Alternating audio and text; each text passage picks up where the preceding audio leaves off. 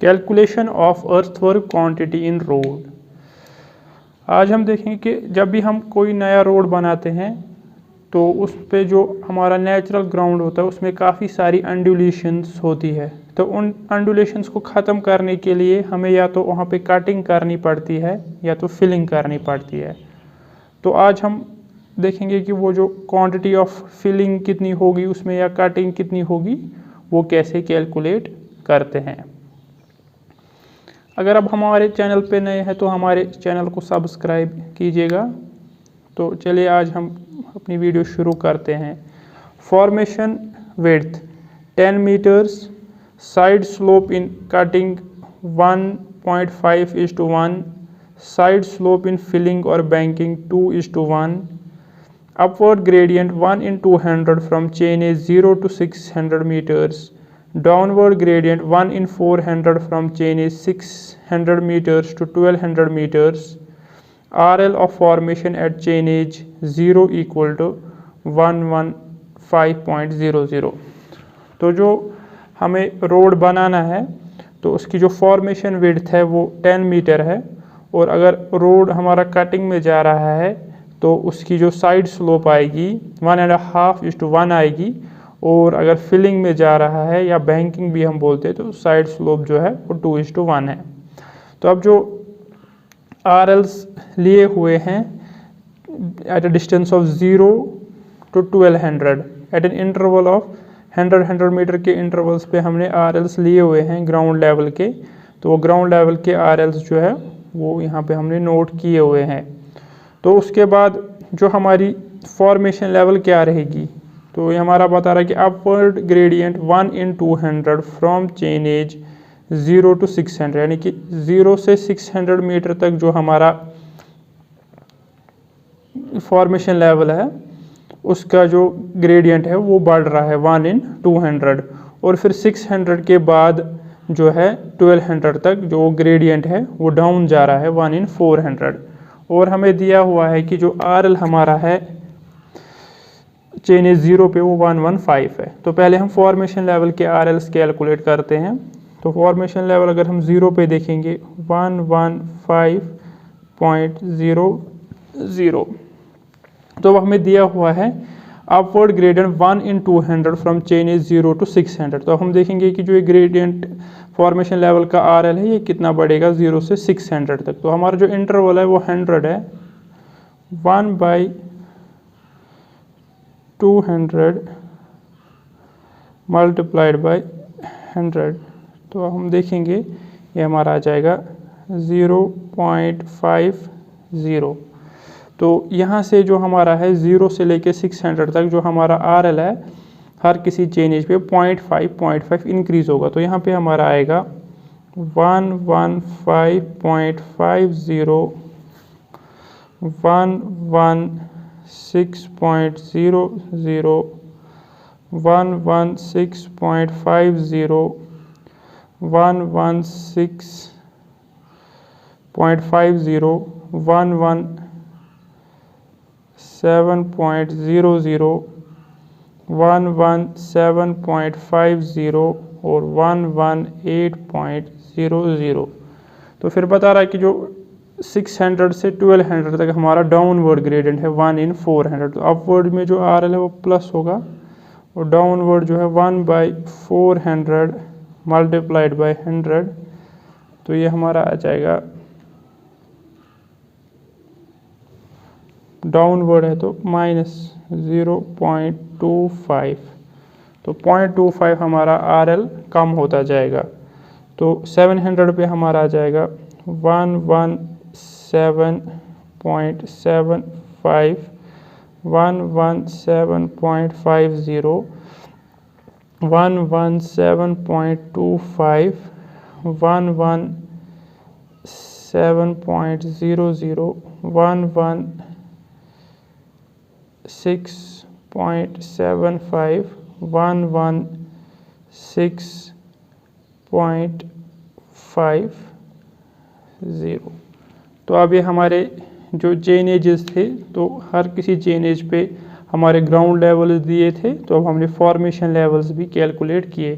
तो तो अगर हम ग्राउंड लेवल्स और फॉर्मेशन लेवल को एक ग्राफ पे प्लॉट करेंगे तो हम देखेंगे कि वो हमारा इस फॉर्म में आएगा।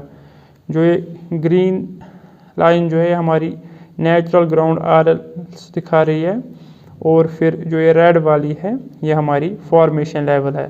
तो अगर हम इस ग्राफ को देखेंगे 0 to 600, अगर हम देखेंगे जो हमारी फॉर्मेशन लेवल है वो ऊपर है और नेचुरल ग्राउंड लेवल जो है नीचे है। तो हम कह सकते हैं कि 0 से 600 तक जो हमारा है सारा फिलिंग में जा रहा है। और फिर अगर हम 600 से 1200 तक देखेंगे तो जो नेचुरल ग्राउंड लेवल जो है वो फॉर्मेशन लेवल से ऊपर है। तो हम कह सकते हैं कि 600 से लेके 1200 तक जो हमारा लेंथ है वो सारी जा रही है कटिंग में। तो अब हम इसको कैलकुलेट करेंगे कि ये क्वांटिटी जो ये फिलिंग में कितनी है और कटिंग में कितनी है, और जो हम इसके लिए मेथड यूज़ करेंगे उसको हम बोलते हैं मीन सेक्शन एरिया मेथड। तो सबसे पहले जो गिवन डाटा है वो हमने इसमें लिख के रखा हुआ है। चेन एज जो थी हमारी 0, 100, 200 अप टू 1200, फिर RL ऑफ ग्राउंड वो भी हमें गिवन थे, और जो RL ऑफ फॉर्मेशन है वो हमने कैलकुलेट किए। उसके बाद हमारा आएगा हाइट और डेप्थ, यानी कि अगर फिलिंग में जा रहा है तो हाइट और अगर कटिंग में जा रहा है तो डेप्थ। और इसमें ध्यान रखना कि हाइट में जो हम अगर फिलिंग में जाएगा तो हम इसकी वैल्यू पॉजिटिव रखेंगे, और अगर कटिंग में जाएगा तो इसकी वैल्यू नेगेटिव में रखेंगे। तो अगर हम जो एक क्रॉस सेक्शन देखेंगे यहाँ पे,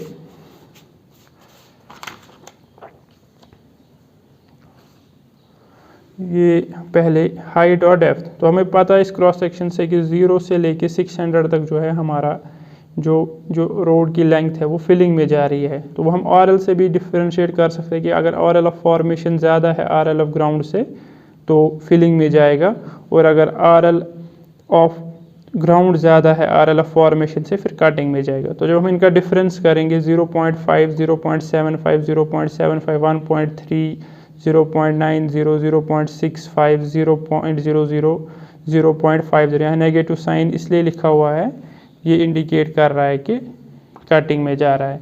फिर -0.6, 0.55, 0.75, 1.15, 1.00। तो हाइट डेप्थ हमने कैलकुलेट की। तो हम देखेंगे कि जो रोड का क्रॉस सेक्शन है वो कैसा होता है। तो अगर हम देखेंगे कटिंग में ये हमारी नेचुरल ग्राउंड है, तो जब हम कट कर रहे हैं तो ये हमारी फॉर्मेशन विड्थ आएगी B, और ये हमारी डेप्थ ऑफ कटिंग आएगी। तो जो ये हमारा सेक्शन है इसको हम दो पार्ट्स में डिवाइड कर सकते हैं, बीच वाला रेक्टेंगुलर पार्ट और साइड वाले दो है ट्रायंगल्स। तो रेक्टेंगुलर पार्ट का जो एरिया है वो सीधे हो जाएगा length into depth B into D, BD, और जो ये साइड्स है इनकी स्लोप S:1 है।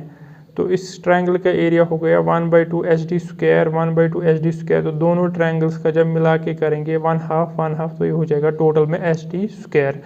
तो अगर हम कटिंग देखेंगे या फिलिंग, दोनों केसेस में जो हमारा जो एक क्रॉस सेक्शनल का एरिया होता है, एक तो इसमें रेक्टेंगुलर पार्ट होता है जिसका एरिया BD होता है, और ट्रायंगुलर पार्ट होता है जिसका एरिया 1/2 HD स्क्वायर होता है। फिर इन दोनों का हम सम करते हैं इन दो ट्रायंगुलर पार्ट्स का, तो हो जाता है टोटल SD स्क्वायर। तो इसके बेसिस पे अब हम कैलकुलेट करेंगे एरिया ऑफ कटिंग और एरिया ऑफ फिलिंग।